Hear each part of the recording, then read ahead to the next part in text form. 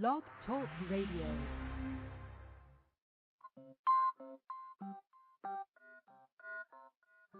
Welcome to UFO Think Tank with your host, Alejandro Rojas.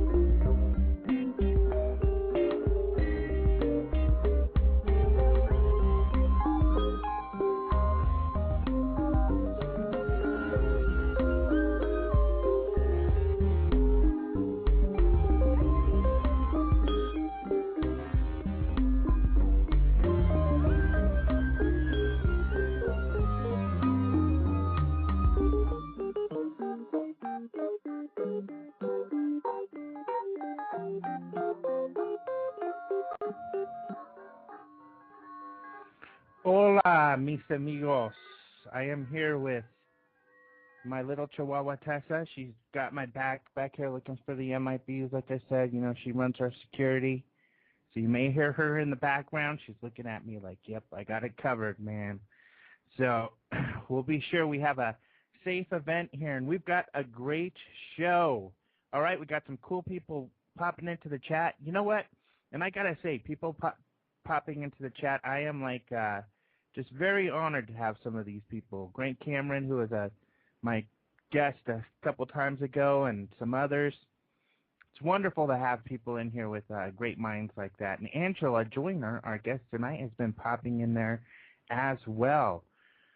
And this is going to be a good show. Angela, you may remember about a year ago, Stephenville, Texas was all over the news.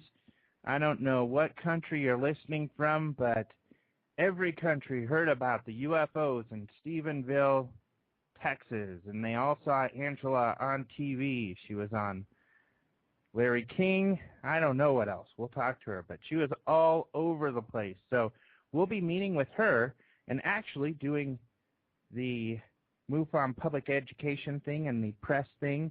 I got to work with a lot of stations, and I got to work with Angela during that time. So we'll go back and through memory lane and talk about how that all happened, our experiences from our point of view. You know, there's a lot of stuff that happened back there I haven't been able to talk in detail with Angela about, so that's going to be a lot of fun. And she's got some updates in the news already this week. There's more sightings out there in Stephenville, and she's got more updates about witnesses, some possible weird stuff going on out there. So this is going to be a great talk. She's a real fun, lively person, and she doesn't think she has much to talk about, but I'll bet you that we will run out of time. We're going to have so much to talk about. So that's a lot of fun. That's coming up. Like I said, you know, UFOs in the news. If you're at UFOthinktank.com, you can scroll down and you can see that info there. If you're on my blog talk, you can see the Yahoo groups link on the right, or the UFO Think Tank, and you can go to some of these stories. Or I just became a new user of Facebook, and I'm loving it. You know, I always stayed away from some of these social groups because I just don't have the time. But Facebook is a lot of fun, I got to say. There's been people telling me I got to join, and I'm glad I have because I got a lot of great friends on there. So if you're on there, I post everything up there, videos, everything. So, and all of these places, you can go and find some of this stuff. But some of the news stories that I have posted recently are those Stephenville, Texas sightings, also possible sightings in Pennsylvania. If you've heard my show previously or heard me on UFOnaut Radio, we've talked about Pennsylvania and how they've had a lot of sightings. Or if you saw the MUFON show on Discovery, you saw the episode on Bucks County and the Pennsylvania sightings out there. And they've got more going on, including a picture. So still sightings going on in that area. Sightings are... There's stuff going on all over the world. In fact, Argentina and Germany have had some interesting sightings. In Argentina, some guy has what appears to be a crop circle in his yard. From what he says, a UFO landed there. Germany, the officials are saying that their FAA, their version of it, clocked and they got on radar a UFO. So they're saying, yep, that thing was going fast. We don't know what that was. That was not something that was ours that we clocked on radar. So an interesting story there. I think Angela's been asking about that. And then also on space.com, an interesting story. That's a great site if you've never been there, of course, for conventional astronomy, but sometimes they do venture onto our side of the line, our side of the tracks, and a story on alien contact attempts. So essentially a story about how people, ever since the 50s, have been coming up with ways to talk to ETs, and they do include SETI because the search for extraterrestrial intelligence going on in New Mexico, more of a conventional outlook where they've got these radio antennas and they're listening for radio signals from ETs. You know, they want to hear some of the early rated music, I guess, that the ETs had going on, see if they had some rhythm and blues, if they got soul out there in the universe. But a lot of people say, you know, they're talking with them right now, so you don't need to use your radio telescopes. Also, big news, Denmark releases some UFO archives. However, one thing that's kind of funny about that is Denmark released its UFO archives, but they only released about 330 of them. I guess 200 of these are unknowns from some of the research that they've done, when previously, when they talked about releasing these this information, they were talking about releasing 13,000 files. So where did the rest of those files go, and why haven't they released those? And that's kind of an interesting thing when we're talking about, oh, these other countries releasing information, including Britain.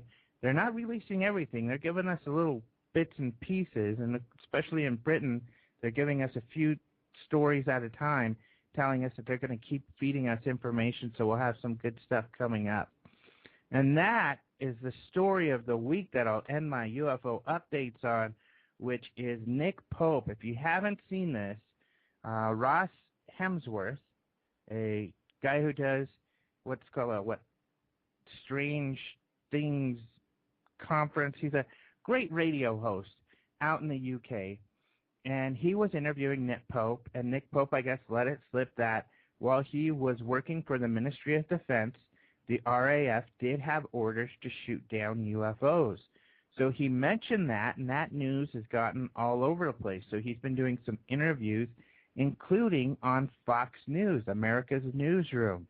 They did an interview with Nick Pope where he had mentioned this, and they were pretty amazed. And this interview is now up on YouTube. So you could go to my Facebook. I've got it pasted there. If you go to my YouTube site, which if you're on Blog Talk, like, you could go to the link on the right or go to UFO Think Tank and click the link under the videos I have there. But under my favorites, I have this video, but it's a great video. You got to check it out. These Fox News hosts were pretty much in shock that, you know, this official who worked for the Ministry of Defense is over here talking about the RAF shooting down or trying to shoot down UFOs. So that's been some big news this week also. So as usual, there's always a lot going on in the media regarding UFOs. And speaking of the media, let's get our journalist, Angela Joyner, on the line, and we'll get this started. I already see her in the chat. People are harassing her. Please, leave her alone for a sec. Let her talk. Are you there? Yes, I'm here. How are you, Alejandro? All right, I'm doing great. Not too bad. I've got some peppermint tea here to spike me up and calm me down, and I'm excited for tonight. All right, and you have a Chihuahua? Oh, yeah. The guard? Yeah, she's my well, little guard. I have a half Chihuahua. Oh, really? Well, see, you're in the right climate for it. They're desert animals, so yeah. She cuddles under the blanket a lot over here when it gets cold. It's been cold out here lately in Colorado. Well, we have some things going on here recently in Stephenville. So let me tell you what I know. Okay. Well, January the 29th, it seems that we may have had another mass sighting. I am trying to interview some people. I did get a hold of one person today in Walnut Springs, which is near Glen Rose, and you might remember Glen Rose is where Steve Allen lives. Mm. So that's southeast of Stephenville, and his name is Matt Collins, and he was looking back towards Stephenville.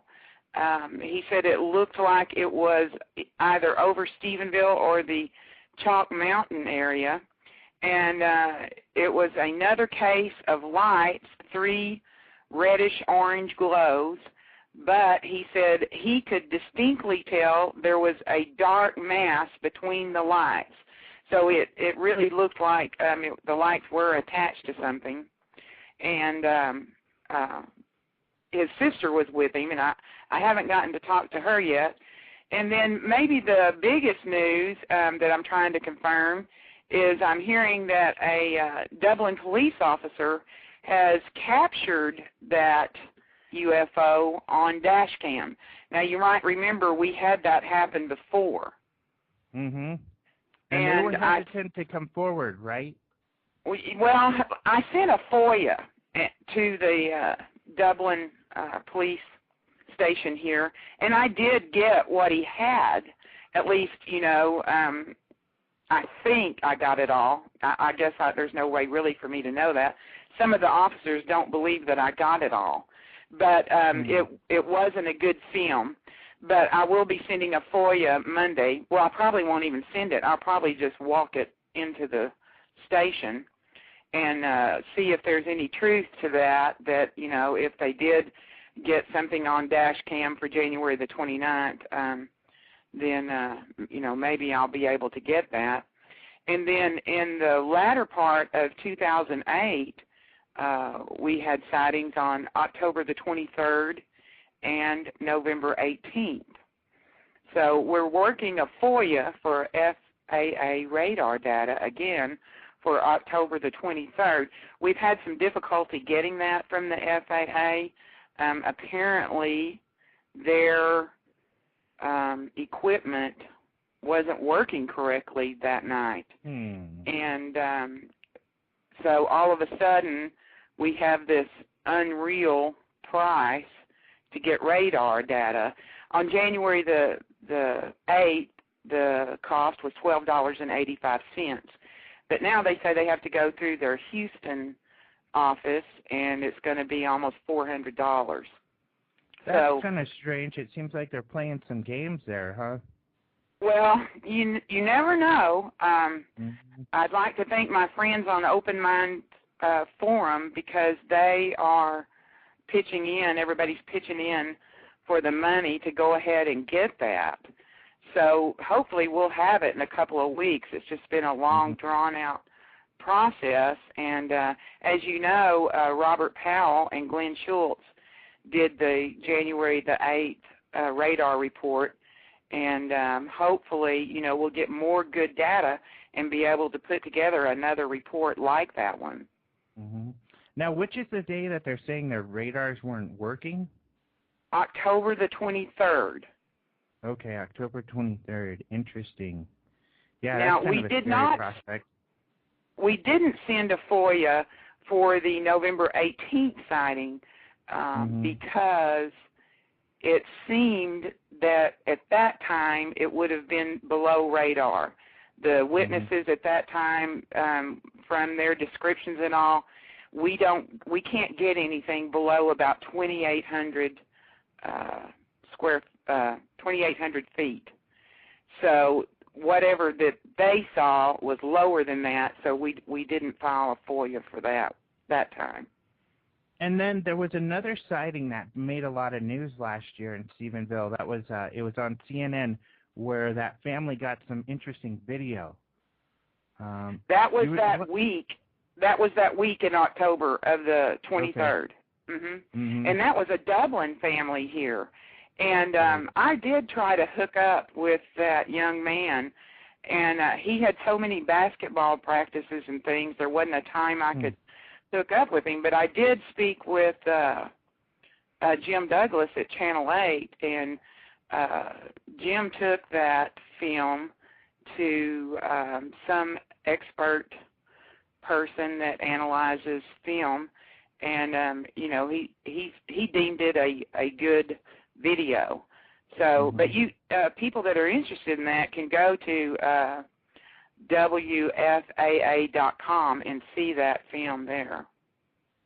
Okay. Now, he never did a follow-up story, though, on his analysis, I don't think. Do you know if he did?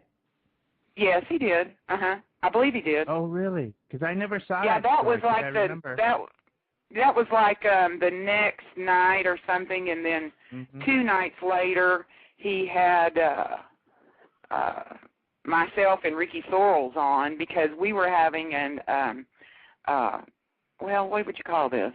We had someone in a plane, and they had a cell phone, and actually Robert Powell was one of the ones in the plane, and there was a bunch of us on the ground, and because there had been so many reports, then they were flying, and if they saw something, they were going to tell us the direction to drive.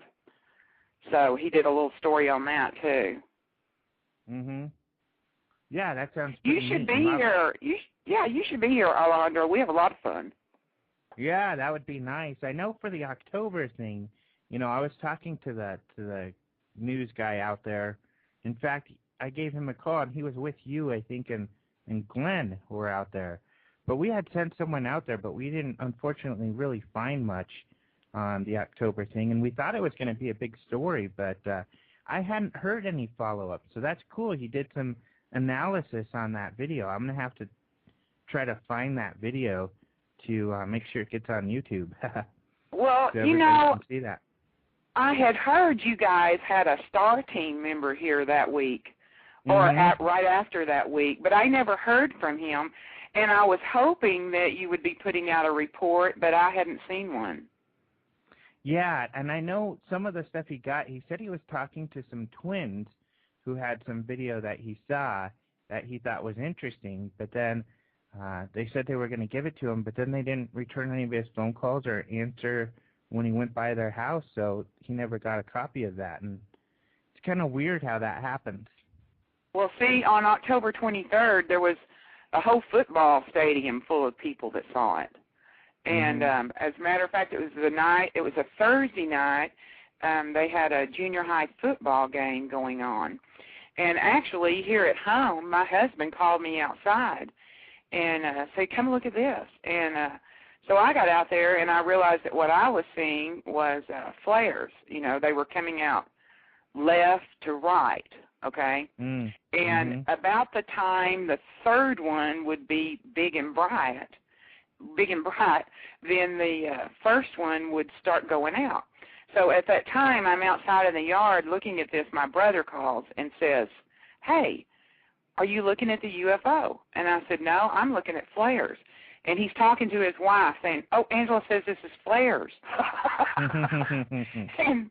and so he said, I got to go. I'll call you back. Well, what he saw was not flares. He managed to get a picture on his cell phone, but he didn't get the whole thing in there. He got 2 of the lights, but what he was seeing, it was lights that were horizontal, and then they would slide up into a vertical position. Oh, wow, so interesting. Then they would go off, and they would come back on in the horizontal position and slide back up to vertical again. And this happened about 4 or 5 times. Well, he's, screaming at his wife to pull over. They end up pulling over in the intermediate school parking lot. Other people pull over, too, because they're seeing the same thing. But, flares don't start out horizontal and move upwards. They move downwards. So that wasn't flares. And he did get a photo, and 2 of the lights are in his photo, but he failed to get the third one in the viewfinder. So, and as far as you know, that family, were they the only ones to get the video, any video of it or pictures, besides that little bit your brother got? Yeah, they're the only ones that I know of. That's not that unusual, Alejandro. Oh, right. The man I talked to today that had the sighting in Walnut Springs, he's actually a photographer. And he thought he was going to get pictures, right? But this thing comes up, and, you know, it comes up quickly, and they're looking at it going, okay, what is that? He's with his sister. He grabs his camera. He forgets that he had filters on from the day before. So the filters that he was using caused him not to get anything at all, and he was very disappointed because he said he's been one of those that goes, God, why can't anybody get any pictures? Yeah. And now he finds himself in that same situation. Well, I know, you know, the first thing I saw something strange, which I call UFO because I don't know what it was. A few times, you're just kind of like, you don't want to take your eyes off because you don't know how long it's going to last. And so you don't want to go grab something and come back and then it's gone.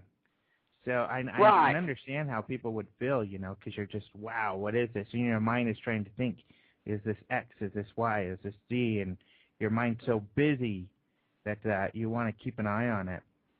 It's right, you don't know how long it's going to be there. People in the chat are asking some good questions. In fact, Robert Powell's in the chat, and he was talking about when he was up in the plane, he saw the flares also, and then you saw flares on the October 23rd. What's going on with the flares? Does it seem like there's more flare activity lately? Yes, it does. And, you know, I've lived here, you know, all of my life, basically. I moved away, you know, in my early 20s and then moved back in my early 30s. And I've never seen flares before. And I was speaking with Officer X, and he's never seen the flares before. He said, I was born in the Stephenville hospital. What's up with all these flares? Well, of course, we have no way to prove this, okay? But it just seems like the flares are being put out as a distraction so that, you know, if something's in the area, it seems like they're putting out flares to go, oh, yeah, that was us. And I'm speaking of the military base in Fort Worth. Right. You know, that was us. Yeah, we were practicing flare throwing, you know, whatever. And there's a man that night that Robert Powell was in the plane. We were out at Ricky Sorrell's place. Now, he lives about 2.5 miles outside of Dublin. So we were out there, and the man that lives behind him came driving up, and he's an older gentleman. And Rick says, how long have you lived here? He says, well, I've been here since 79 at this place. And he said, well, how many flares have you ever seen here? He said, 0. Wow. So, you know, it's strange that we would have all this flare activity, I think. And especially, it's a little bit concerning, our area is quite often in a burn ban. So I have been told by different former military pilots that they do not drop those things over grassy areas, you know, because they do have some that do not work properly, and they may they call them fizzlers, and they may you know, fall to the ground and then ignite. Well, if you're in a dry, grassy area, that could mean big problems. Right. You know, interesting enough, it's just recently, just a few weeks ago, I saw this sort of flare for the first time. I was coming back from Pueblo to Denver, and in between is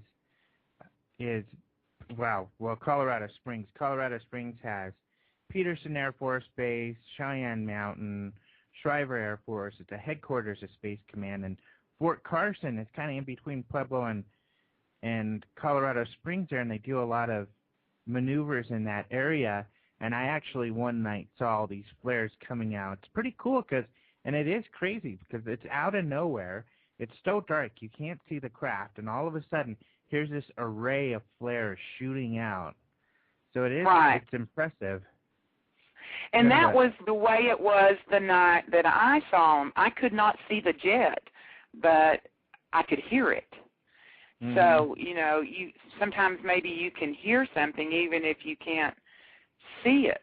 But, you know, Robert has sent FOIAs to try to find out when those flares have been dropped and how often, and, you know, why is it being done. So, you know, we'll see what happens in that regard. Yeah. And some of the sightings here, you know, I'm sure have been the flares, because if you've never seen them before, you just go, wow. Yeah. And, you know, I actually went online and looked up video that was for sure flares, so that I could understand, you know, if I did see them, you know, what I was looking at. And I would suggest that to any listeners, especially if you're in our area, that you go online, find video of flares, and then if you see that in the sky, you'll know what you're looking at that way. And the flares are a perfect excuse for some of this video, because they are in an array. You know, there's 5 or 6 or a certain amount of them that are in line together. They can be in a V shape, or often are in some kind of arc shape. And so it's very similar to some of the videos they got. But, of course, now that I've seen them and you've seen them, the flares move in a direction and fade out, not like what a lot of these witnesses are talking about, or the video that Fox News showed. Well, and flares don't go up in a vertical, you know, they don't move up. They're falling down. And like the ones that I saw, by the time the third one was big and bright, the first one was fizzling out. So they go out fairly quickly. So like the guy in Walnut Springs, Matt Collins, he said these things, you know, were 3 in a row, horizontal. So, you know, one wasn't getting dim while the next one was getting bright. So it wasn't flares. But it definitely makes it easy for them to say that, nope, you know, we were doing flares, we can prove it, here's our records that show we were dropping flares. But, you know, maybe someone will want to be honest, and maybe one of Robert's FOIAs will come back and it'll say, we were dropping flares on UFOs to try to light them on fire. Wouldn't that be good? Yeah. I don't think that's going to happen. Yeah, I think that's wishful thinking, but, you know, at least Robert's out there trying. And the thing about it is, back on the January the 8th sighting, there wasn't any reports of flares that night that I remember, or that was reported to me. Now, this flare thing seems to be occurring, you know, in the fall, you know, like at the beginning of October on. So I don't know what's up with that, but it does look a little suspicious. Yeah, very. All right, thanks for the update. And, you know, maybe you'll remember some more stuff. But you know what I'd really like to do is kind of a play-by-play of Stephenville and how it all worked out. And one of the things that I thought was funny, and for me it started with, I think it was your phone call, and correct me if I'm wrong, because I thought this was kind of fun, is you gave me a call, you asked if any MUFON people are investigating this. I said, yeah, here's the Texas people's information, and you got a hold of our guys down there in Texas and worked with them. And then you called me back, and maybe it wasn't you, maybe it was Angela Brown, but I think it was you. You called me back, and you were like, hey, they're not going to go out there for another week and a half. I need to write my story tomorrow. And I was kind of like, well, I'm sorry, I guess we'll just have to wait. But, I think that was Angela Brown. I bet that was Angela Brown. Because the first person that I heard from MUFON was Steve Hudgens. Okay. And he called me at the newspaper, and he had seen the stories and, you know, just kind of was asking me questions and things. And I worked with Steve to coordinate that meeting in Dublin for the witnesses to come forward. Do you remember that? Yep, gotcha. So, and how was it for you? I mean, you got these phone calls about these sightings. What were you thinking at that point as a reporter? I mean, had you thought much about UFOs at that point? Were you thinking, what are these guys up to? What were you thinking as you received these sighting reports? I was not interested in UFOs before this occurred. If I saw something on television, I might watch it and think, wow, that's pretty neat, or I might pick up and read something, but I did not follow the whole UFO phenomenon. And I was very surprised to learn how many people are in the UFO community and how many credible people are in the UFO community. I remember early on, this was right in the beginning, I kept getting this email from this guy named Timothy Good. And I was like, who is this guy? He's in England. Why is he emailing me? Right. And he kept telling me about his book, Above Top Secret, and was wanting me to ask his publisher for it. And I think he was trying to establish his credibility with me. But at the time, I was thinking, look, mister, I'm not going to write your publisher for your book. I don't know who you are. And then, later on, I find out, he's a very well-known, respected ufologist. And I thought, it was just unreal how it all happened. My email at the newspaper had to be dumped twice because It just got so crazy. It just froze my computer up, and I couldn't do anything. And the phone calls were just unbelievable also. So I was responsible. Who were the phone calls coming from mostly? Oh, they were people from the area saying, well, what was it? I saw it too. Or they wanted to know, is this the reason that we're having all these helicopters fly over? What's up with all of the military traffic? And see, I was inside, right?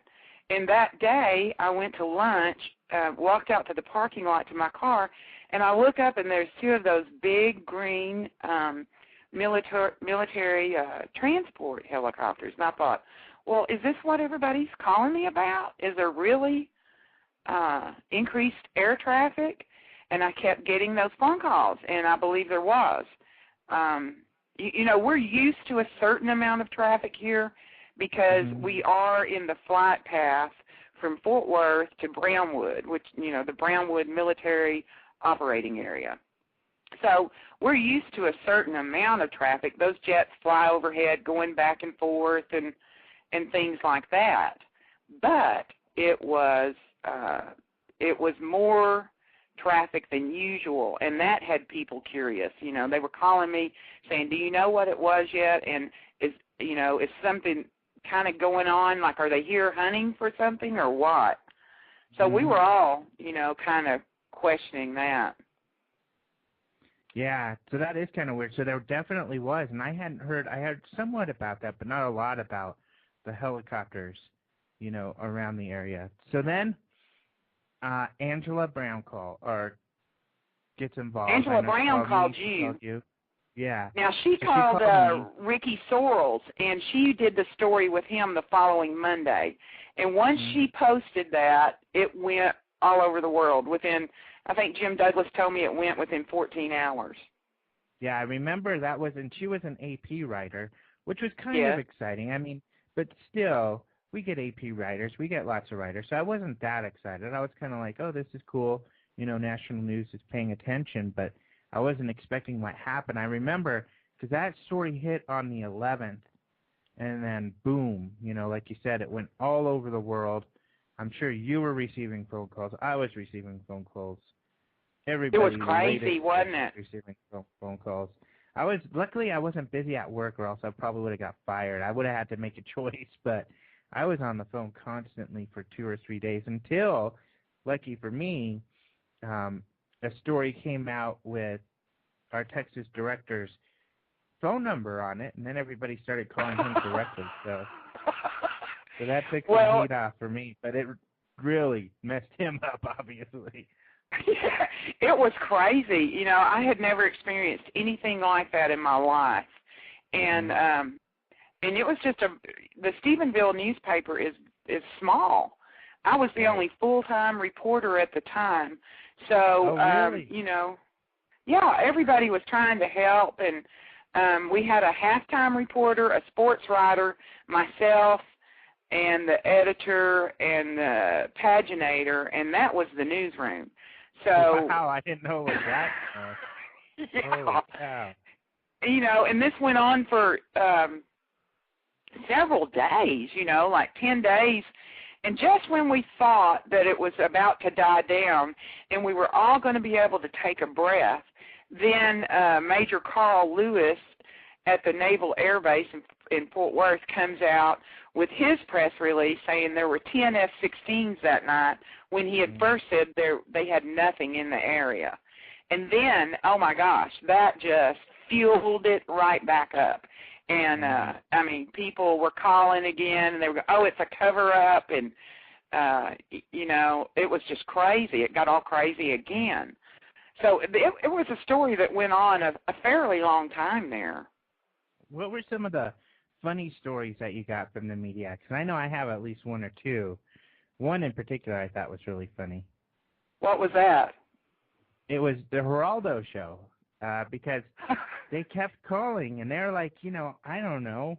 They're calling, and they're like, should we send a cameraman? Then they call, can you guys take some cameras out there? Can some of your guys take footage and send it to us? Then they call back, and they're like, hey, Bill somebody is going to be out there. One of their other MSNBC people is already going to be out there. I thought we were exclusive, and that was just a message. And I was like, there's no exclusivity when it comes to this. It's worldwide. Everybody's going to be out there. Yeah. You can't make people stop going. So then he backed up, and he's like, okay. And he calls up the producer, and he's like, do you think I should send a crew? How big of a crew should I send? How many cameras, all this? I don't know, I don't know what you want to do. So I was like, yeah, send a crew, get a couple cameras out there with a few guys. And then come on. Alejandro, you missed your chance. You should have said you're going to need 6 cameramen, 12 reporters. Get them there now. You're right. I should have told him, there's a field outside my house. Bring a chopper by. Pick me up. Mm-hmm. I'll take you out there, and I'll escort you. And then eventually, but that was one of the real funny ones that I had. The funny one for me was I got a call from to do an interview from this news station. I don't even know what it was, but they were in Japan. And I remember I was sitting there talking to them, and I really had a hard time trying to decipher what they were asking me. Their accent was heavy, and, I'm from Texas. I don't talk to people all over the world. Yeah. And I remember thinking, oh, my God, everybody in Japan is going to think I'm hard of hearing because I kept saying, can you repeat that, please? That reminds me of Lost in Translation with Bill Murray, kind of like, what are they talking about, Japanese, the Japanese show up. That's what's funny thing, too. They're really into this stuff, and they'll show up in the most interesting places and out of nowhere, and they want to buy this video, and they want to do this and that. So exactly. Did you have some other international groups that were kind of interesting calling you up? We had some visitors from Brazil, and I went to Steve Allen's office in Glen Rose and spoke with those guys, and they were neat guys. But their office was in New York, but they sent footage. They sent news and footage back to Brazil, and they had just had a big sighting there in a sugarcane field. Oh, neat. And so that was why they were really interested, I think, is because this sighting had been a big one for them to cover. And so the January the 8th sighting was right on the heels of their sighting. So it was kind of interesting to talk to them about, what they knew about what happened in that sugarcane field. So, and then during this time, and that was the first time that, I started kind of clicking like, oh, okay, this goes on all over the world. It's not just, right. I really didn't know. I didn't know that. I mean, that sounds stupid, I know, but I didn't keep up with things. I don't blame you, though. I mean, how are people to know, really, when I got involved with this, where I was so interested and watched all the TV shows and Sightings, which was a good show, while that was on when I was younger. But there was so much, once I found out, there was so much more that the media doesn't cover. There's a whole, I mean, it's like the tip of the iceberg, literally what people see. 90% of this phenomena is behind the scenes, and people aren't seeing the real legitimate stuff that's going on all over the world, like you said about this. That's true. And when the Stephenville radar report came out, I sent out probably 18 press packets to everyone that had been here, like Good Morning America and, I don't know, Bill O'Reilly or whoever, because I thought that they would want to do follow-up stories, you know. I'm going to send them to the mainstream media that they've already been here, so this should interest them. I couldn't get anybody to listen about the radar report. I was very, very disappointed in that. And I remember you were sending those out too, right? Yeah, I was sending them out. Angela Brown did give me a call back, and she did a story on it. And I think you talked to her, too, during that period of time. But that was about it. And here again, you know, I thought, oh, here we go, because here goes the AP story. But no, it didn't hit. And that's so weird. You know, the media is just so fickle. Angela Brown did a story on the Texas MUFON report, which wasn't the same at all. Yeah, no, she never did a story on the Stephenville radar report. Yeah, really. And, you know, with the MUFON part, the original Texas report was very preliminary, some basics kind of thrown out there, and I think a lot of people got the wrong impression because it certainly wasn't like a poo-pooing the whole thing type of thing. It was just the opposite. It was there are lots of credible witnesses we've talked to, but it certainly was not as exciting as the work that Robert and Glenn did with the radar stuff. Not at all. And that the radar report is what all debunkers ask for. It's hard evidence. And, you know, you go on Larry King or you go on, you know, some sort of news show like Bill O'Reilly or something, and they have a debunker on there. Well, where's the hard evidence? Well, this is it. And that radar report ties 8 witnesses in location and time to that unknown on the radar. And to me, that's better than a photo, you know.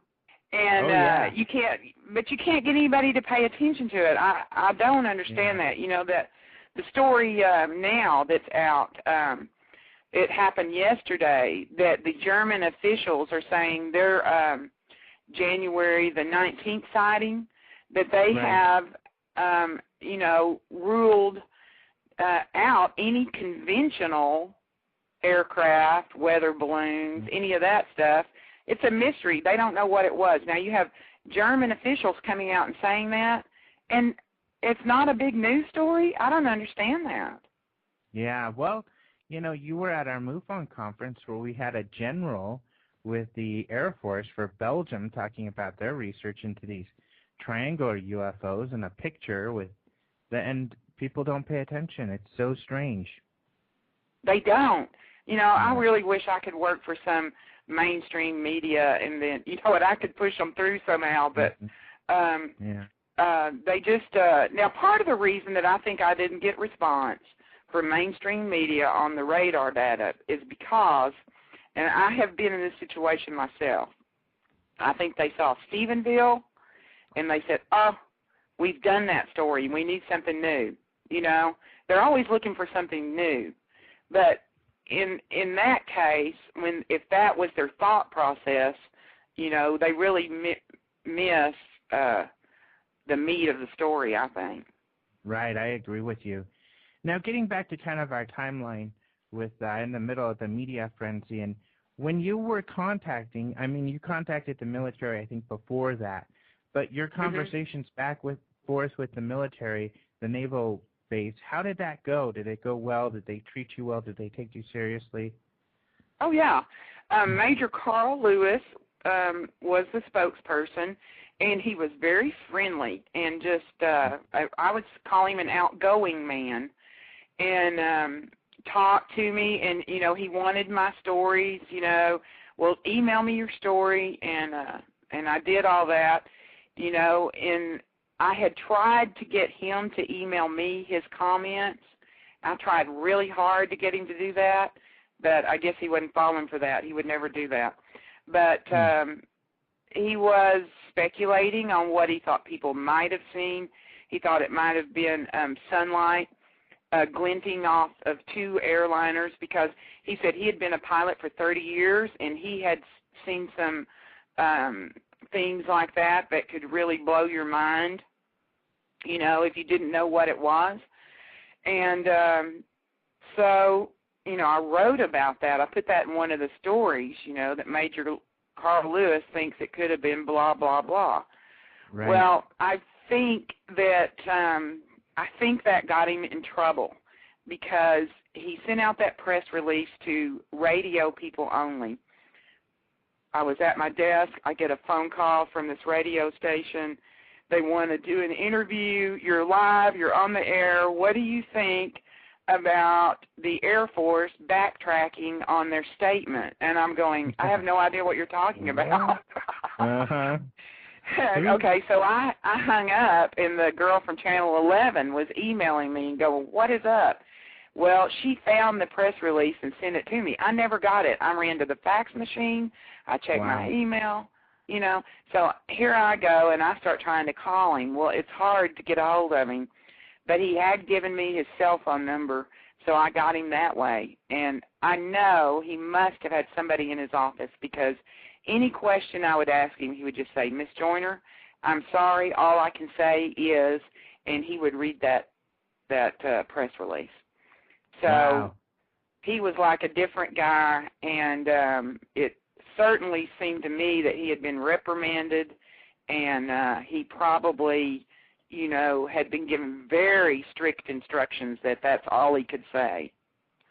Well, it's interesting, too. It'd be so interesting to have some insight from him, because he originally said, no, there was nothing there in the area. Is that protocol to deny, or, in other words, lie to the public about those, you know, what's going on there? Or was it a mistake he made? That's really strange. And then not until after the FOIAs went out did he say, okay, we did have things in the area, because we were able to, Robert and Glenn were able to prove that those jets were in the area using the FAA data. Exactly. So, you know, that would be a good question, and Robert and Glenn and I have talked about that. Did he get that FOIA, or, you know, did the FAA alert him somehow that there had been a FOIA for them also? Did he, you know, when exactly did he get that? And I don't know, but, you know, we've talked about that. Is that why he came forward with the press release? Because he knew it was going to come out anyway. But what he said in the press release was that, you know, he had checked on it, but there had been an internal communications error. Interesting. So yeah, I would like to know why he fessed up. Yeah, and you know, I also think, you know, when I first talked to him, you know, he knew that I was a small town reporter. The Empire Tribune has a very small circulation, and he probably felt comfortable, you know, just kind of chit-chatting with me.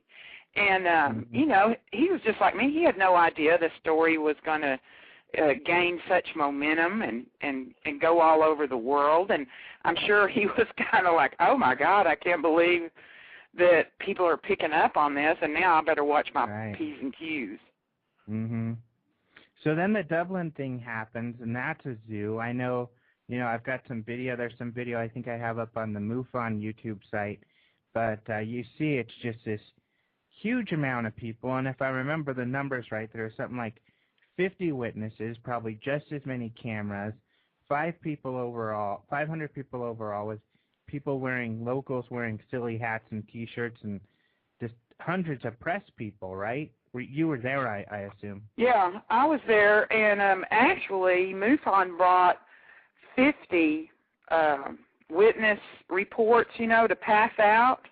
Mm-hmm. And they ran out of those real quick, and somebody had to run down the street and find a copy machine to make more witness reports. And it was like, I know, when Steve Hudgens started giving instructions, there was this little room off to the side, and said, okay, now we'd like the witnesses and no press, no cameras are allowed in this area to move to this room. Well, my God, it was like half of the room stood up and the line was going out the door. Wow. They couldn't get in the room. Mm-hmm. So, of course, when they started lining up to take their place to go in the room, well, cameras started turning on them. I mean, there was, NBC, ABC, all of them were there. And when that happened, a lot of those people said, forget this, and they turned and walked out. They did not want to be on camera. And Steve Hudgens and I we looked at each other, we go, we're going to have another one of these, because people are uncomfortable. Yeah, that was my recommendation, because they called and they said, I think we're going to cancel this because it's a media frenzy. This isn't the right way to get reports. And I said, well, because, I didn't want to turn away all that press. So I said, well, maybe do two. At the first one, tell the witnesses, there's going to be a lot of press there. If you're not comfortable with that, that's fine. Don't come, and we'll meet with you later when the press isn't around and get your reports. But that's a hard thing to organize as well. So it was a tough call. Yeah, it was crazy how would you there. have felt if they said, we're canceling it? How would you have felt? Yeah, I don't think you could have canceled it. That wouldn't have been a good idea at all. And, no, that wouldn't have been the right thing to do. But it was a tough call. Yeah, and, we were in this really old building, which we were really grateful for, because we had a hard time finding a place to hold this thing. And, it was more than any of us thought it would be. And but how do you project, or how do you predict something like that? I don't think you can. We just didn't really realize the scope of it. Mhm. You have no idea, I guess, till it happens, and it's just kind of an interesting, funny situation. So, and I think probably because the night before is when we were on Larry King Live, that caused a lot more people to come out because it was on January the 19th, the very next day. Yeah. So how did that go? What was that like? Larry King's people calling you up. What did you think about that, and then going live on Larry King? Well, it was very nerve-wracking. The first time CNN called me was within about 6 days.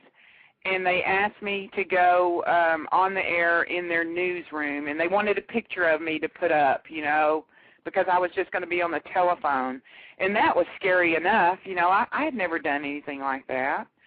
And I went into the conference room to take the call because I wanted to be sure that I wouldn't be distracted, and say something that didn't make sense or something. Right. And when I finished that call, I came outside of the conference room, and all of my coworkers were there clapping for me. They were so excited. Wow. Because they watched it on television, and they heard me on television. And then it was just a couple of days after that, I guess, that the Larry King people called and told me they were going to be in town and they wanted to talk to me. And they didn't say anything about me being on the program, and I said, sure. And I met the people, the producers and everything, and then it just wound up that at first they wanted me just to do part of the taped part, and then they asked me to come on the live part. So I don't know really, but it was really cold. We were outside. It's like 34 degrees, and I was shivering, and I was thinking, why are we outside? But we did it at Mike Odom's place in Selden, and they said they wanted it for background, but it was dark, so I still don't understand that to this day. But and there's a little bit of light. It did look kind of nice. But, yeah. It did? Yeah, well, see, it did look kind of... Oh, God, it wasn't worth it, I'll tell you. It was 30 minutes sitting in 34-degree weather. You get really cold when you can't move. And you can't get up even during the breaks because you have all those wires and things. Yeah, you're all attached. Oh, man. So it was really something else. And then we were on again on July the 16th, and that's when Robert Powell and Glenn Schultz were on with me.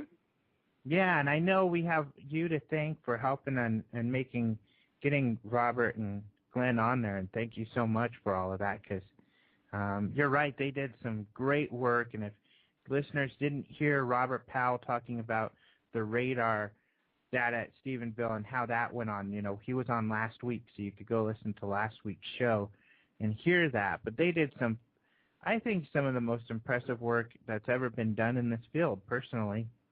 I do too, and I think that radar report is going to be a historical document. I mean, maybe not enough people know about it, at this time, but I really believe it will be a historical document. I mean, they did incredible work and put in hundreds and hundreds of hours, and both of them are very smart gentlemen, and they're just great guys, and I still talk to both of them. Well, we email more than anything, I guess, but,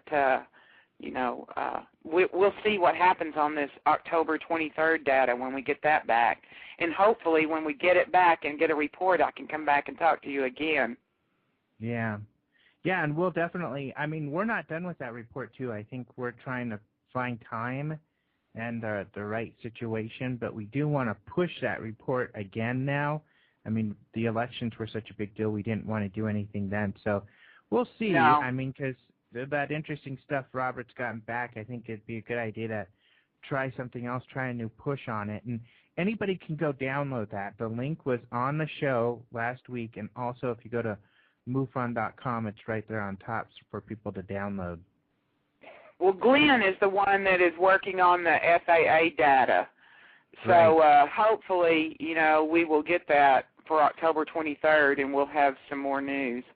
Let's just hope it wasn't under the radar. Yeah, flying low. So all of this crazy storm is happening. You have these reports. You have these guys you're talking to. You're probably getting to know them pretty well because all of this craziness, those witnesses, and you are kind of experiencing all of it together. So when did it click? It seems like, if I'm not wrong, all of a sudden this whole UFO thing became sort of an obsession for you. Would that be accurate? Yes. When did that happen? Well, when I got to know Constable Leroy Gayton and some other police officers that had seen it, and, I'm going, these aren't your run-of-the-mill people. They know what's in the sky, what's supposed to be in the sky, and what isn't, okay? And so it really started me wondering, was there really something, could there be something ET here? And, and your subconscious comes up and tells you all the reasons why you shouldn't think that. It goes against really what you've learned. And so the more I talked to Constable Gayton and Ricky Sorrells and Steve Allen, I was convinced that these people are not wackos. They're not, they're not people that would make this up. And I really wanted to know what was here. And I would say that's when I became obsessed with it. Just the more I talked to them, and then when the newspaper told me not to talk to any of those people anymore, to drop everything, I just felt like that was irresponsible. I didn't think I could just cut them off and leave them out there dangling because they were pushed in the limelight with me, Mm-hmm. And the poor paper, Ricky Sorrells, he didn't even know what AP was. So, they needed somebody to guide them. Right. And, which is interesting with the story you're telling us now, too, is that the paper seemed so excited for you. They were backing it. Everything was wonderful. They're clapping when you come out of the room from your interview. But there was a shift. It changed from this excitement and happiness about it to this, oh, my gosh, we got to get rid of this baggage. And how did that happen? How did their attitude around it? There were some city council members that didn't like the stories, is my understanding. And, they didn't want to become the next Roswell. They said, we're the cowboy capital. We want to stay that way because we have numerous professional cowboys that live here. And I think that, if anybody pressured that newspaper to drop those stories, it was our own city government. And I'm not saying that's what happened because I really don't know. But one reason I think they wanted to drop it is because they were just tired. We were a very small newspaper, and people were having to pick up my slack.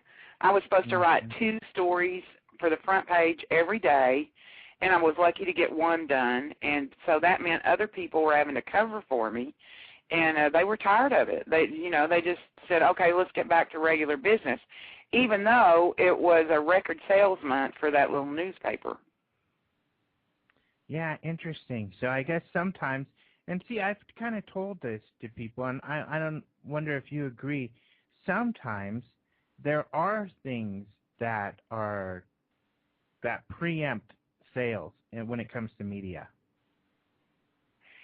When it comes to newspapers, advertising dollars are what counts. It doesn't matter how many papers you sell out of the rack. It's the advertisers that matter. And even though it shouldn't be that way, if in this little newspaper, if there was an advertiser that was going to pull out, and I'm talking not just a classified ad, I mean like somebody local that car dealer or something. Yeah, somebody that spends big bucks. They could influence what goes in the news part of the paper. And it's not supposed to be that way. And I don't think it is so much that way in big newspapers. I don't think you would find that in the New York Times or the Los Angeles Times, But that's what happens in small newspapers. I think you do find it, and I've heard of stories where they do find that actually in big papers as well, because they have these big giant advertisers. Yeah. Especially around, I know here we had a situation where in Denver they wrote it was NBC who wrote something, did this report on Ford, and then they had to do an apology because Ford was threatening to pull out advertising and stuff like that when it was a legit story. Yeah, well, I know it happens in small newspapers. There was a story that I did. It was unrelated to UFOs, but it caused one of their main advertisers to pull out. It was $25,000 a year. That's a lot for a small paper, and they were not happy about that. But that should not influence what your news is. As long as your news is credible and you've checked your sources, you should be able to write that story. But sometimes that's not what happens. Yeah. So, and then all of this led to you leaving the paper. And how did that kind of happen? Right. When they asked me, we don't want you to talk to Steve Allen or Constable Gayton, stop talking to those people, get back to the school board meetings and blah, blah, blah. I tried to do that. I tried to honor their wishes. And so here we go, and I'm still getting phone call after phone call about UFOs, and my email is just flooded. And so, I go, what am I supposed to do about all these phone calls? Just ignore them. Don't talk to them. We're going to tell the girls up front to screen your calls. I said, okay. And, I was supposed to go out. I don't think Robert even knows this, but I was going to go out to dinner with Robert Powell, and the editor overheard that. And because I was telling one of my coworkers, you know, I got to go, I got to meet somebody. And she said, who are you going out to dinner with? And I told her, well, that was on my own time. You know, I wasn't on newspaper time. And she kind of raked me over the coals for that. And so anyway, I go on, and I'm trying to honor their wishes, but really there's no way to. I'm still the witness contact. I'm still the media contact. And it all just became overwhelming for me. So I said, look, you know, maybe I just don't need to be here anymore, and I just handed in my resignation. And I gave 2 weeks' notice, and then a week into that 2 weeks' notice, I came in, and they had confiscated my Rolodex and my computer, and it was not a happy scene. And they gave me a cardboard box and said to get out, so that's what I did. Yeah. Yeah, and that's when it's funny, because with the UFO community, everybody, did you hear what happened to Angela? You know, they got to her, and they had her get her fired, and you know, it was Bush, it was the CIA, it was all this stuff. And I know you got a lot of info. The UFO community loves the conspiracy theories, don't they? Don't you think? A lot of times. And the majority definitely do. And I have to be careful with it. Yeah, they all thought that you know, some government entity contacted the editor or the publisher and said, shut her up. No, you know, if anybody did that, it was our own city government. I'm not sure they did it or not, but I have a feeling that's what happened. And, you know, it's just one of those things. What do you do? Yeah. And it's too bad. If the city would have backed it, and, you know, I'm not passing judgment on them, you know, it can be difficult. If they would have gotten behind it and wanted to turn themselves into a Roswell, they, of course, would have made money off of it, and brought some people out there, but it would have kept this subject in the limelight longer, which is kind of one of those things that's too bad. And, of course, you would have had a job longer, which would have been nice, too. Well, you know, and just the short time that it lasted, it had a huge economic impact for this little town because our local T-shirt maker, you know, the company here is called Barefoot Athletics, and I talked with their owner, and they said, we made $90,000 in 10 days on our UFO T-shirts. Holy cow. I know. And so then the high school science club designed a T-shirt, and one of the designers happened to be a friend of my daughter. She's in high school. So I do a story about that, and those kids made $4,000, and they would have made more, but their teacher said, we had to cut it off. I had to get back to teaching. They had to get back to learning. And she said it was their largest fundraiser they'd ever had, you know. Holy cow. So, makes you know, there were all those people out there. Yeah, so there was a lot of economic good things that came from it, because also I know, you know, it drew people here because they wanted to see if they could see something. So they're staying in the hotels, they're eating in the restaurants. Right. And that's, you know, one thing I was curious about. All these looky-loos come from to try to see something or be a part of all this. Were some of these type of people like rich, influential people from around the world, or what were some of those interesting people?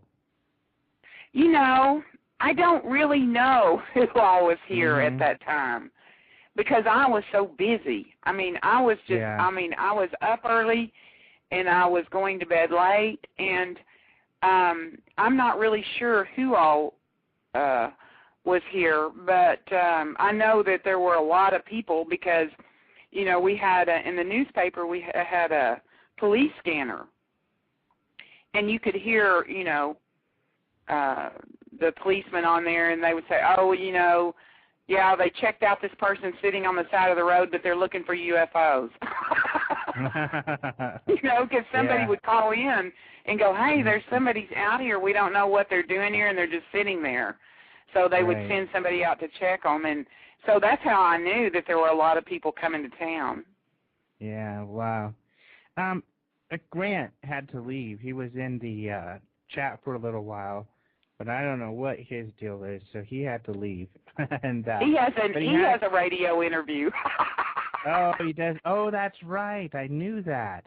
I was thinking, I hope he's able to make it for a while because I saw he has an interview. His questions were, one, I know he's been bugging the heck out of you about this, but he wanted me to ask, are you writing a book? Originally I had thought that I would do a book, and so I because so many people were asking me, and so I made an outline, and I go, oh my God, this is going to be boring. There's no climax. You're supposed to have a plot and a climax, Yeah. And so I decided, well, maybe it's better not to do one, but I have been in touch with a editor that I have worked for before, and he was asking me the same question, and he kind of turned things around for me and made me realize another direction that I could go. And so now I'm getting kind of hopeful about that again, that maybe I could do a book. I think it'd be neat, even if you focused on the events and the climax being you leaving the paper. That would be interesting, I think. Well, that would only be a month's worth. Yeah, but a lot happens there, so I think that's true. Write a book. A lot. I mean, we've covered, most of this hour has been over all that happened then. Well, do you realize we're over an hour now? Yeah, I know. I told you we'd have. God. I haven't even gotten to Grant's second question, and I got some other questions people have asked. But Grant's second question was, if you were to do this all over again, if this happened to you again, going back there when you got those calls on the UFOs, now knowing what you have, would you have said, thanks, call somebody else, bye, or would you do it for something? Oh, no, I would still do it because, Alejandro, I would have never met you. Yeah, that's right. I would have never met Grant Cameron or Robert or all these people that I have become very close to. I would have never known. I mean, my world got so much larger, and I'm grateful for that, actually. It's been eye-opening, and I won't say that it's all been roses because it hasn't. I mean, I ended up without a job, and I still don't have a real job. I mean, I work as a correspondent for the Abilene Reporter News, but I just do that from home, and it's not something you can count on. So, it's just it's had its ups and downs, but I think I'm a better person for it, and I think I'm so grateful for all the people that I've found that it's been well worth it. Yeah. Well, that's good. We certainly very much enjoy knowing you and having you around and talking with you, and I love having you in the chat, and I'm so happy, and I hope you join us on a regular basis in the chat for the show. Well, I will try to do that. Yeah. Someone else had written something, and this was Angelia. She said she'd be listening, and you might know, she put in parentheses Southern Star, so maybe she works for the Southern Star or something? No, she was in the chat last time, remember? Oh, when Robert was on? That was her name, Southern Star. That's right. So I don't know if I see her. Hopefully she'll listen on. But she had some questions. Some of these questions are about kind of ufology in general. I'm sure I know you've been following the whole field very closely in the last year. Are you feeling like you're starting to get to be sort of an authority or know something about this stuff? Well, I don't consider myself an authority. No, I don't, because I still have to depend on other people. Frank Warren with UFO Chronicles helps me a lot, and Grant Cameron helps me a lot. because, some things are out there that I might hear about, and then they say, oh, no, that has already been proven to not be true. Right. But, this is a story or whatever. So, you go back to the 50s, there's a lot of stuff to cover, a lot of stuff to learn. So, no, I think I'm still taking baby steps.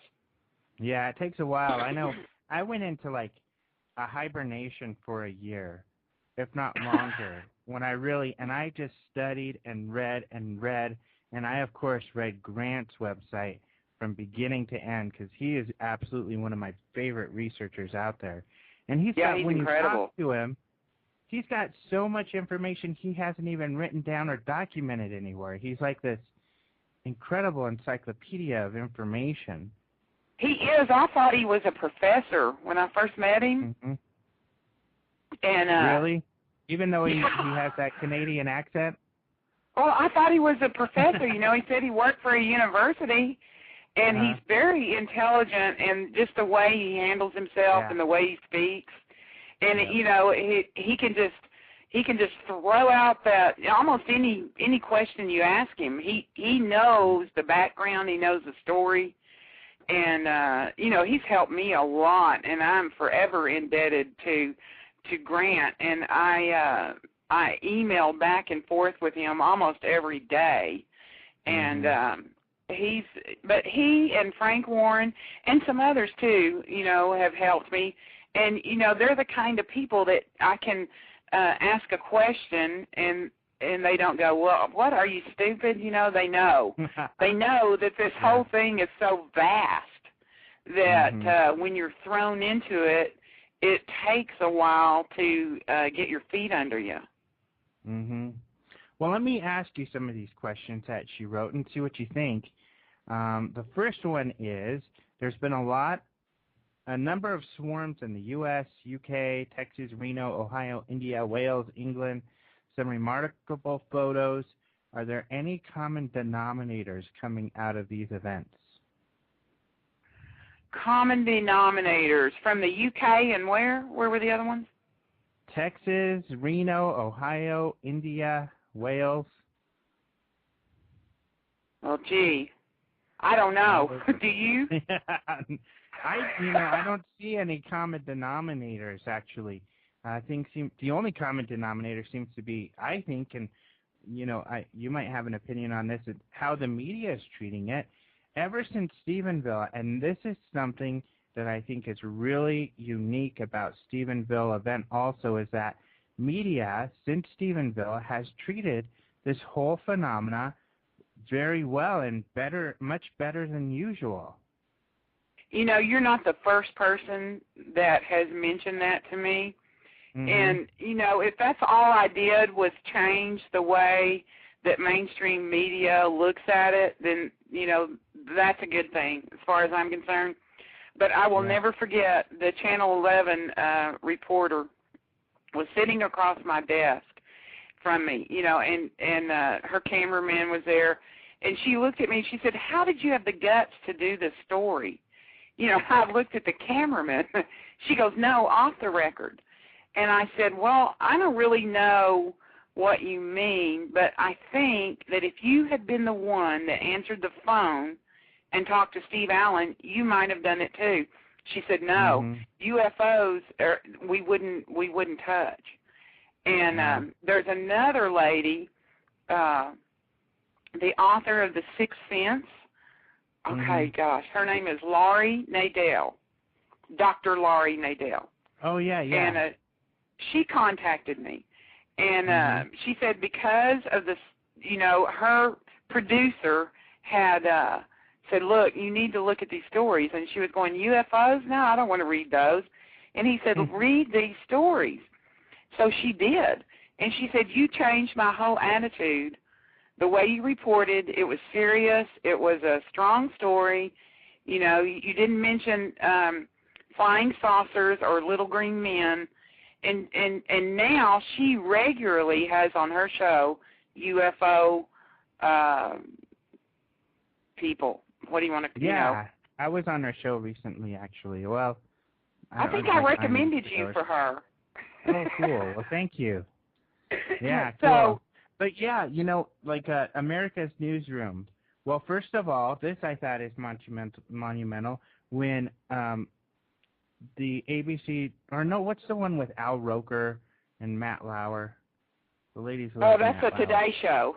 Yeah, when they covered it, Anne Rice, I think it was, said, do you guys believe in UFOs? And they're like, yeah. And she's like, quit kidding around. And they're like, no, we do.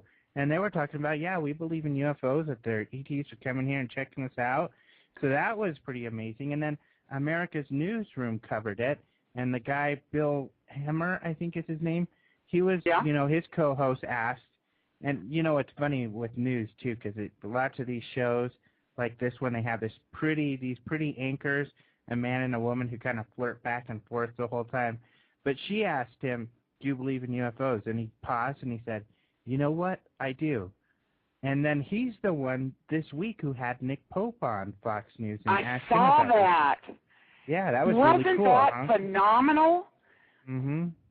And then did you notice that whenever Nick Pope said that, they had dog fights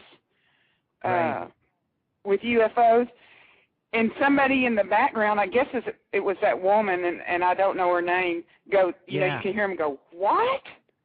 Yeah. You could tell that they were shocked. Well, those of us in the UFO community knew about that. We knew about those dog fights and things. But I got an email from somebody, I can't remember who it was, and it had a response from Nick about that.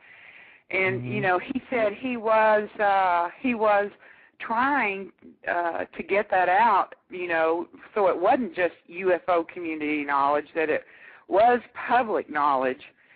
And then, you have the Danish people releasing their stuff, and, Nick was trying to make a point that it wasn't just UK doing this, that it was going on, other pilots in other countries were engaging in this. So that was a pretty big news day for Nick, and I think it's so important that he took the time to do that. He's a very serious researcher. He's not, I have heard, different people say, well, Nick Pope, he's almost a debunker himself. Well, he does go on the, he'll say, well, this was, that probably wasn't anything, whatever. But we all know that 95% of UFO sightings are identified, right? Right. So that's his job too. If he can identify it, he's going to, and he's going to say that. But it's the other 5% that we have to worry about. Yeah, and of course, people accuse MUFON of that kind of thing. I almost said Mentos because there's someone in the chat with a TOS at the end. But MUFON, because we're very conservative with that stuff. And just like the possible UFO at the inauguration, it's hard to rule out the bird because we've seen a lot of video. I've seen a lot of video. And birds look pretty strange in videos when they're close to them sometimes.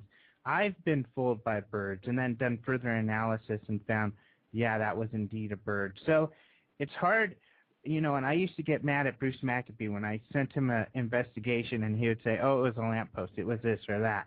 And I'd be like, you haven't even looked at all the information yet. But if you can't rule those things out, it's not something you can go to the press with. You can't go to the press with something that looks like a bird and say, this is a UFO and not back it up and say, well, I know it looks like a bird, but, we have witnesses there or something. So you have to be careful, just like he does. The press wouldn't be going to him if he was just kind of saying everything was a UFO. Exactly, and that's kind of how I treat the Stephenville sightings, because I hear about, different people, I saw this, I saw that. I don't really get excited until I have, several people on the same night. And then I go, okay, maybe there is something to this. One time there was a man in Comanche that he just kept saying he was seeing something. We finally get over there sit in his backyard with him, and I mean, this man was serious. His wife was bringing his supper to him in the backyard, and it was cold. And he lived, the way his home was positioned, there was a real bright Allsups, like a block in front of him, which is a gas station. I don't know if you're familiar with Allsups. Y'all probably don't have them, but they're in Texas, though. I've seen them. Well, they're very lit up. And we're sitting in his backyard, and his backyard is in a shadow. And we start watching what he's watching, and there is something weird. You would think, well, what is that? But when you really get down to it, and we, filmed some things, it was a bird. But the way that Allsups was positioned, it kind of lit up the bottom of the bird and nothing else. And then that thing's darting across the sky. Well, he thought he was seeing UFOs, And I think, he was very sincere. He really thought that he had something, and he was crushed to figure out that it was birds. Yeah. But, honest people make honest mistakes. Yep. And that happens, and so that's okay. But it's easy to be fooled. And nowadays, when you have Photoshop and people are so good at it, I mean, I can't do anything on Photoshop hardly. But you don't know. I mean, you've got to really have an expert that can go in there and say, it's this or it's that. Yeah. So, we're almost out of time. In fact, we got just a couple minutes. So I just want to ask you, where are you now with all of this? Who's Angela Joyner today? And well, Angela Joyner today is very interested in UFOs. I would say it's probably all-consuming for me. I'm going to speak at the Ozark Conference again in Arkansas. Sure. It's in Eureka Springs. That's going to be April 10th through the 12th. I will continue to investigate this phenomena, as much as I can from here in Little Dublin, but Little Dublin, Texas, but maybe they'll come back. Maybe they were getting ready for some grand finale that you're going to be right in the middle of. Well, you never know. We'll see. But thank you for being on. Thanks for being a friend. We'll definitely have you on again in the future. I didn't even get to all of her questions, so I knew we would easily be able to fill up an hour. But thanks for being on, Angela. I don't have my info for my next guest for next week. Don't worry, I'll have it very soon. I'm waiting to hear back, and unfortunately they weren't able to get back with me today. So keep an eye. Thanks for joining me, everybody. Thanks for Mo and Robert and Omontos, Dennis and Broomstacker and everybody in the chat. Grant for joining us. We'll talk to everybody next week, and you guys have a wonderful remainder of your weekend, and I hope whoever you're rooting for on the Super Bowl wins. Good night, everybody. Good night, Alejandro.